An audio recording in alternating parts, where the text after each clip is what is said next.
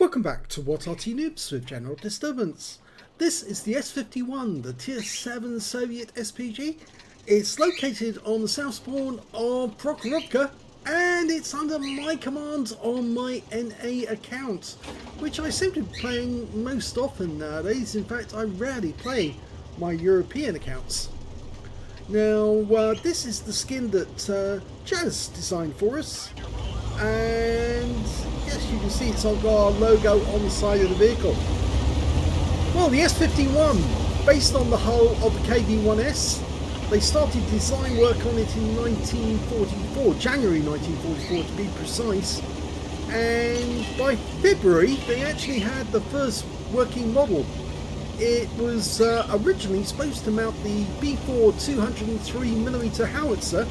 This is the BR2, the 152mm howitzer, and when they took it for testing initially in February, it seemed to work okay, but it was a bucking Bronco.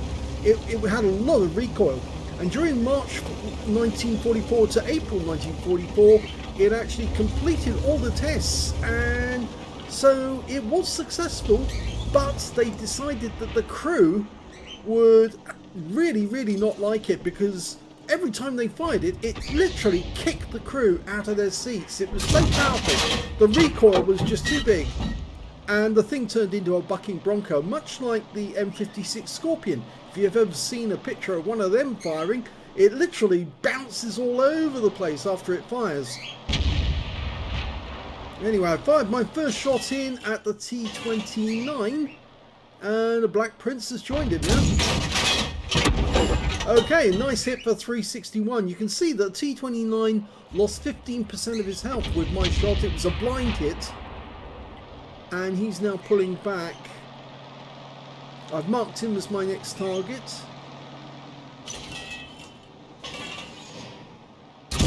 Ramp up. 220 hit points this time. Now it says on the screen on the head-up display that it's actually the 203mm B4, but it's not. It is actually the BR2, and I'm staying with the Black Prince. The T29 is pulling away and he's moving fast, and another direct hit on the Black Prince for 147. I'm hoping my teammates over on the hill are gonna fire at him as well, and I've got a teammate in an SU-8, and it appears that he's firing at the Black Prince as well. So once I've tracked him, he's getting an easy shot. Rounds out again, and another direct hit, and this time round he dies to our T29. Okay, next target is a mutant, the M6A2E1. That's the unusual tank that was created on the basis of the M6, but it actually has a 105mm. Oh, that one went straight past the turret and exploded behind him. Now, you may notice in my the way I actually play the game, the moment I fire a round, I press C to indicate in chat when my next reload time is going to be. If you're not using the mods, then you'll be using F8 to actually signal your reload time. And I do always do that because the reason is that I want my teammates to know when the next shell is going to be available. And I also mark the target to let them know which tank I'm actually presently focusing on. Rounds out. That one hit the engine bay, 276. Now 1.3k, and he did get hit. The mutant did get hit for 257, so I've got some stun assist there. Now, something you may have noticed as well, I'm not relocating after each shot, but there's no counter battery going on, and I'm not in the usual position. There's a set of bushes on the west side of Prokhorovka most people tend to go to, and I'm not in them. I'm actually to one side, and the mutant gets killed. And the kill in this case went to the Striv 74. Okay, there's a Progetto over there somewhere, and I think he's in that yard somewhere. Well, that one landed well short of the aim point. I was using the minimap to work out where I need to put the shell, and he's come back. Actually, he was sitting behind the house. So the shell did land well away from him. Okay, he's on the move, but we can't see him because our guys are just too far back. And now we've got a Patriot over there, the T26E5 Patriot. Which of course, as you all know, is a Pershing tank, one of the later variants. There's the P43 or Peter, Italian tier 7. We just lost the Striv 74. In fact, we're losing the hill. Lining up a shot on this guy, and he stops suddenly, and the shell veers right to the left, and so I didn't get a chance there. But he's now using the wreck as cover and shooting at our Super Hellcat as he tries to retreat. So, oh, and I got a bit of reticule bloom there because I adjusted my arc. This Arty only has an 8-degree arc, so 4 degrees either side, and oh, if he carried on moving, I might have got him in the side, but he got tracked by my teammate in the SU-8 who's come over to my side of the map to join me. Okay, can I get another shot? Lining him up. Loaded. Crowds out. Well, it landed in front of him for 138, but it didn't hit him, just splashed him. And the SU-8 is also doing damage at the same time. He's getting closer and closer to the railway line, so good job that the SU-8 did move. But as you can see, every time I adjust the aim, I'm getting massive reticule bloom. Now, the S-51, like most Soviet Arty, does dial in very quickly. But unfortunately, that reticule bloom can spoil a lot of shots. Well, I thought he was going to go back and he didn't. Now, there's something about the S-51 which is not exactly very fair, is that's the fact that this Arty actually has 30 rounds in its magazine, and it's a tier 7, and yet the M12 only has 20 rounds in its magazine. Oh, I got a kill shot there on the Patriot. I managed to lob the shell over the railway line into him. In fact, actually, I lined the shot up and waited for him to break the red line, or break the green line that I had. So the moment it turned red, I knew I was bang on target. It's always a good trick, that. Wait for the enemy to break their line. Now, somebody was in that bush. I know they were, because the shell disappeared without an explosion. But now we got that Patriot, Progetto, and he's come over the railway line at the crossing at the centre, and now he's harassing our KV3, lining up a shot, rounds out, and I do get around into the side, but the KV3 takes the kill shot. Okay, we've got a Striv 74 sitting just the other side of the railway line. He thinks he's safe from fire. He's not, and I will teach him a lesson, because you can be hit if you are sitting on the railway line with just the carriages. They don't protect you from fire. There you see, lost 129 hit points there from the splash. Even if the round hits the carriages, it won't damage the carriages, but it will certainly damage the tank on the other side of the railway line. And there goes the KV3. P43 Biz is making for the bushes. Almost loaded. I fire in blind. Unfortunately, I didn't get him. He gets to the bushes in time. But I'm a bit exposed here now because I was right on the edge. And I'm going to have to relocate because this is not a good position to be in. You can see the SU-8's decided to go much further back. And I think I'll probably join him.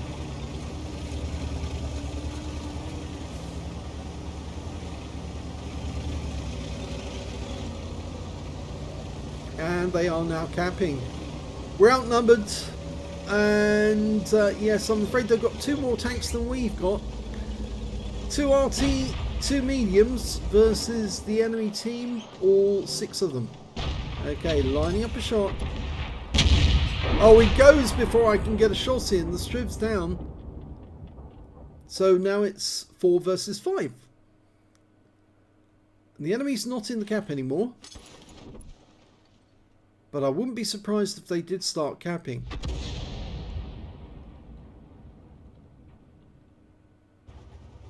Now you can see I'm a bit exposed here, which I'm not happy about because I do expect somebody might actually come down the west side whilst we're holding this position. But I'm also aware that if that T-29 has moved from the north and has actually come down, then their cap area could be opened bar for their Arty. So it might be a good idea for me to go up north and see what's there. Okay, I've got a better angle here now, and I've got a full tree protecting me. Obviously, when I fire, that tree's going to give me 0 protection. I was guessing that he might be in that bush. That's where he was last seen, the T-34-1. You see, my reload time is 20.29. I think the book reload is something like 23 to 24 seconds. I haven't got it in front of me at the moment, actually. Okay, now I'm trying to work out where the other one might be. I thought he might have moved to that bush, but actually what I've done there is give him extra cover, because that tree being knocked over will actually now act as extra camo, which is not good. Didn't anticipate that that would actually happen.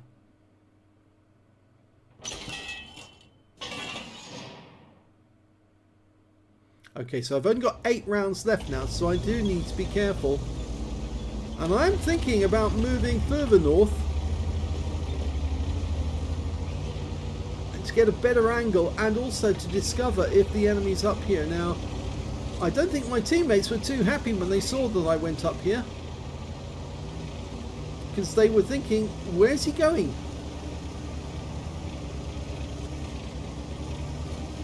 Okay, so I've got a different set of bushes, and the guard tells me to fall back. Affirmative. And I turn to actually face the enemy, assuming they're there, and I have been spotted. So there is somebody over here, and in fact, actually, I just got struck by the Crusader, who's over on the other side of the battlefield. The P-43's over there, and the T-29 was behind me. So there was quite a few enemy. But if I hadn't moved up to this position, that they wouldn't have seen the T-29 coming in until it was too late. So they did actually get some warning that there was a tank just to the north of them, even though it's at the cost of my life. And it also reveals where the P-43 Biz was, because he was actually out in the bushes in the middle. But what we do know is the Arty is over on the other side of the map. They are on the east side of the map. The Crusader somewhere over there.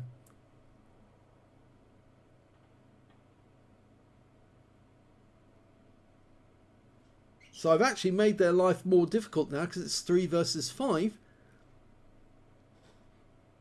And I still haven't transferred to one of the other tanks in the game, which is normally what I recommend everyone to do, so we can follow the action. But from my current position, you can actually follow the action, because it's a fairly static game.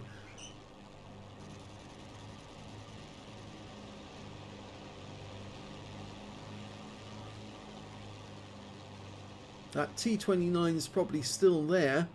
He doesn't dare come further south, because he might get spotted. You can see a tree was knocked down near the guard, and there's the 2-minute warning.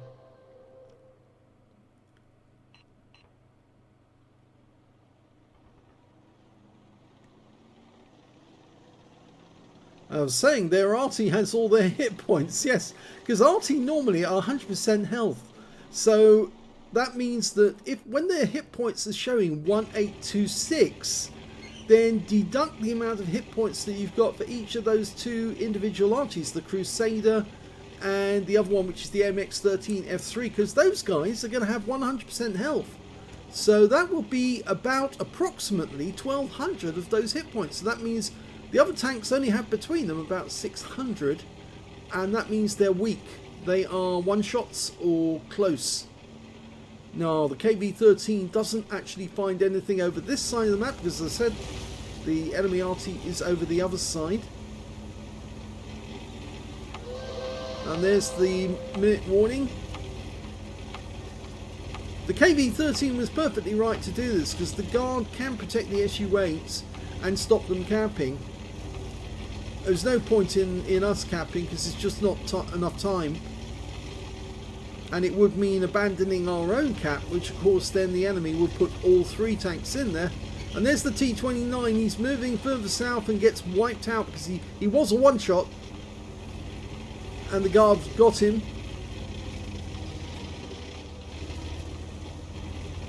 Well, 23 seconds left on the clock. I don't think this game B13's got any chance at all of finding the Arty, and if the Arty are clever, they've probably already moved south and are somewhere near the hill.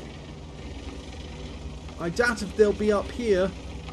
6 seconds, 5, 4. They are capping, but there's no point. In fact, the Crusader was all the way down there. He moved all the way down, propelled himself to our cap. But the game is over, and it's a draw. Let's have a look at the end of battle stats. And here's the end of battle stats, and despite the fact that I got killed, I actually managed to get an ace tanker in that game, and that was my first ace tanker in the S-51 on the NA server. I also managed to get a bruiser medal for getting at least 5 critical hits. I got 15, and a gauze medal for doing more damage than 8 times the hit points of my own vehicle, as well as a win rate of 3,565. So a reasonably good game.